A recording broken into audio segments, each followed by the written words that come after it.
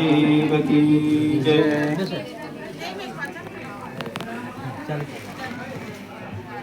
બેનો જરા શાંતિ રાખજો। આપણે ગુરુ દરબારમાં આવ્યા છે તો જરા બે ઘડી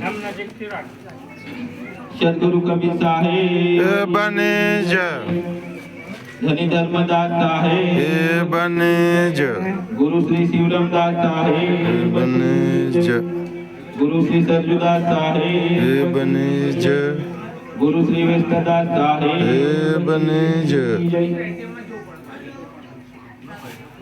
ભક્તજનો હંસજનો માતાઓ આજે આપ સૌ સરજુદાસ સાહેબની આમંત્રણથી તુલસીવાડીમાં નિવાસ કરતા દાદા ગુરુ શ્રીરામદાસ સાહેબના મંદિરે પધાર્યા છે।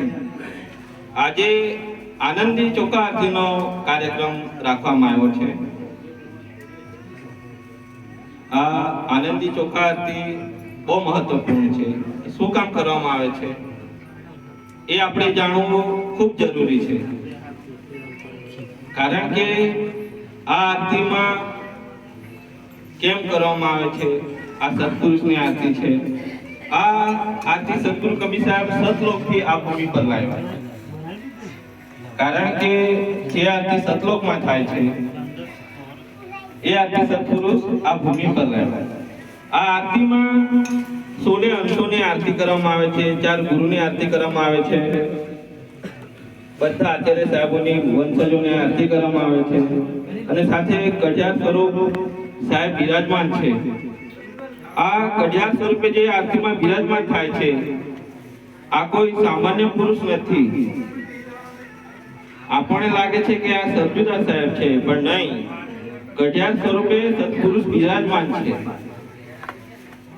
તમે સાહેબને સત્પુરુષ સમજીને બંદગી અર્પણ કરશો તે સત્પુરુષને લાગશે, ને જો સાહેબને ખાલી અર્પણ કરશો કે સરજુદાસ સાહેબ છે તે ખાલી સાહેબને લાગશે।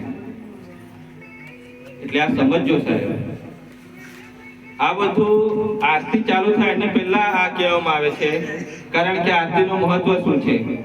આરતી પૂરી થઈ જાય પછી કહેવામાં આવે તો આપણે રહી જઈએ છીએ। આ આનંદ આરતીમાં નારિયેળ અર્પણ કરવામાં આવે છે, બીજા ફળકમ અર્પણ કરવામાં નહીં આવતા। આ તમે વિચારશો, કારણ કે આરતીમાં અસંખ્ય ફળ મેકાય છે, પણ એમાં સત્પુરુષને નારિયેળ કમ અર્પણ કરવામાં આવે? આનો બહુ મોટો ભેદ છે। એટલે આરતીનું મહત્વ સમજજો। આજે સત્પુરુષ સ્વરૂપે કડિયાર સ્વરૂપ સરજુદાસ સાહેબ બિરાજમાન છે, એ સત્પુરુષનું રૂપ જ છે। એમને બંદગી કરજો, પ્રાર્થના કરજો। મંદિરમાં તો સૌ કોઈ જાય છે, પણ આજે સાક્ષાત સત્પુરુષ બિરાજમાન છે તો એમના દર્શન કરજો, એમના આશીર્વાદ લેજો। અને બીજી વાત કે આપણે જ્યારે પણ ગુરુ દરબારમાં જઈએ છીએ તો આપણું પ્રથમ કર્તવ્ય હોવું જોઈએ સેવાનું। ગુરુ દરબારમાં જાઓ છો તો ત્યારે તમને તેનું ફળ ક્યારે મળશે? જ્યારે તમે સેવા કરો, ધનથી સેવા કરો, તનથી સેવા કરો, પણ સેવા કરજો। સેવા કરવાથી આપણો અહમ દૂર થાય છે, આપણું જે અભિમાન હોય તે દૂર થાય છે। સાહેબ કહે છે ને, સંત મિલન કો જાય તજ માયા મોહ અભિમાન, જો જો પગ આગે ધરે કોટી યજ્ઞ સમાન। આ કોટી યજ્ઞ સમાન ક્યારે થાય? જ્યારે તમે તમારા અહમને છોડો, અભિમાનને છોડો। ગુરુ દરબારમાં જઈએ છીએ તો આપણે નાના બની જવાનું, શિષ્ય બની જવાનું। પછી આપણે ગુરુ દરબારમાં જઈએ તો ગુરુની સામે બેસીને જવાનું, ખુરશી પર ગુરુના ચરણમાં બેસવાનું, તો ગુરુની દયાથી આપણને જ્ઞાન અર્પણ થાય, ગુરુની દયા થાય। તમે જાણતા હશો કે ભગવાન શ્રી રામજી છે, પછી કૃષ્ણજી છે, એ તો ભગવાન હતા, રાજા હતા, છતાંય પણ એ ગુરુ કરવા ગયા, શિક્ષા લેવા ગયા, ત્યારે ગુરુના શરણમાં બેઠા। તો જો ભગવાન હતા છતાંય ગુરુ દરબારમાં જવું પડ્યું ને શિક્ષા ગ્રહણ કરી। અને જ્યારે ગુરુ કહે છે કે જંગલમાં લાકડા લેવા જાઓ તો એ જાતે જતા હતા, બરાબર? શ્રીરામજી રાજા હતા, કૃષ્ણજી રાજા હતા, તો એમણે એમના મજૂરો કેમ નહીં મોકલ્યા રાજાએ, દશરથ રાજાએ?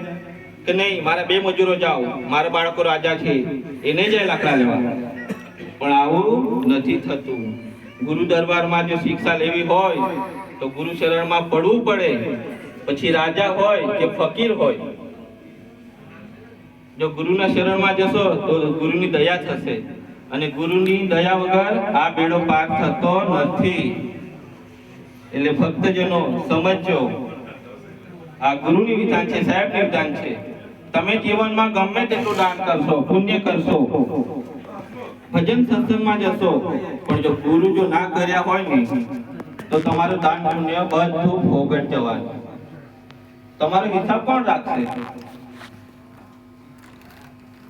અને સાહેબ તો કહે છે ને કે ગુરુ બિના કુછ ભી દાન કિયા સબ ફોગટ ગયા. કારણ કે જો ભગવાન ગુરુ કરે છે તો શિષ્ય થઈને, મનુષ્ય થઈને આપણે કેમ નહીં ગુરુ કરવાનું? જો ભગવાન બી બંધનમાં હોય, જો ગુરુ વગર તો એમણે બી બંધનમાં છે, તો પછી આપણે તો ગુરુ કરવા જ પડે. અને ગુરુ કેવા કરવાના? ગુરુ દયાળુ કરવાના, જ્ઞાની કરવાના. ગુરુ કેવી રીતે પરખાશે? આવા ભજનમાં સત્સંગ દ્વારા પરખાય, ગુરુની વાણીથી પરખાય. બરાબર. તમે આ ભણવા વાળાને જાણતા હશો, રાજસ્થાનમાં એક રાણી થઈ ગયા, મીરાબાઈ. જાણો છો ને મીરાબાઈને? એ તો રાણી હતા. વિચારો, હવે એમની ભક્તિ તમને જ બતાવું. મીરાબાઈ કાશીમાં ગયા, તો કાશીમાં તો સંતો, મહંતો, બ્રાહ્મણો, પંડિતોની કોઈ ખોટ નહીં.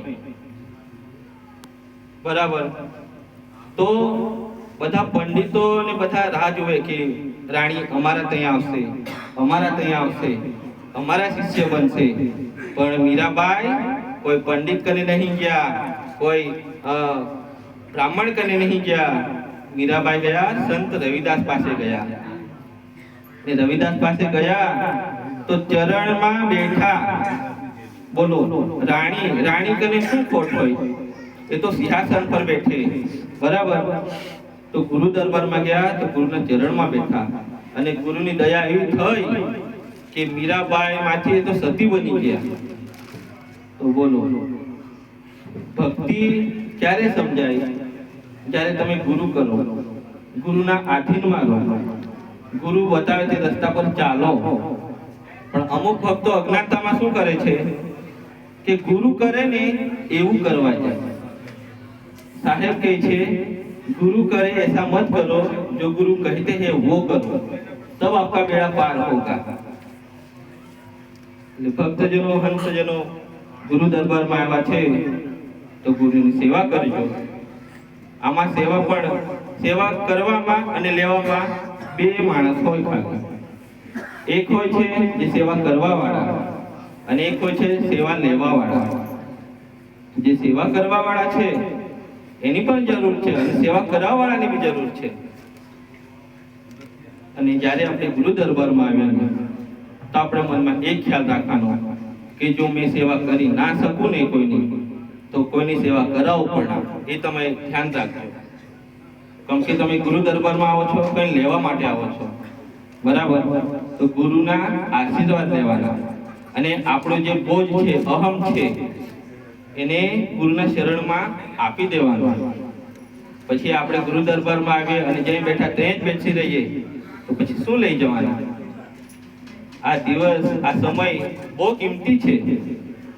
સાહેબ કહે છે શ્વાસ શ્વાસ में नाम ले, मिथ्या श्वास मत खोल, न जानिए श्वास को आवन હોય ન હોય. આ સાખી નાની છે પણ બહુ મોટો ભેદ બતાવે છે. આ જીવન બહુ મૂલ્યવાન છે. તમે ક્યારે આ છૂટી જાય કોઈ નક્કી નથી. તો તમારી પાસે જે કંઈ સમય છે, સાહેબની ભક્તિ કરી લો, ગુરુના શરણમાં પડી જાઓ, તો આ બેડો પાર થઈ જશે. મારી વાણીને આટલું કહી વિરમું છું. તો પ્રેમથી બોલો સદગુરુ કબીર સાહેબ બને જ. ચલો આપ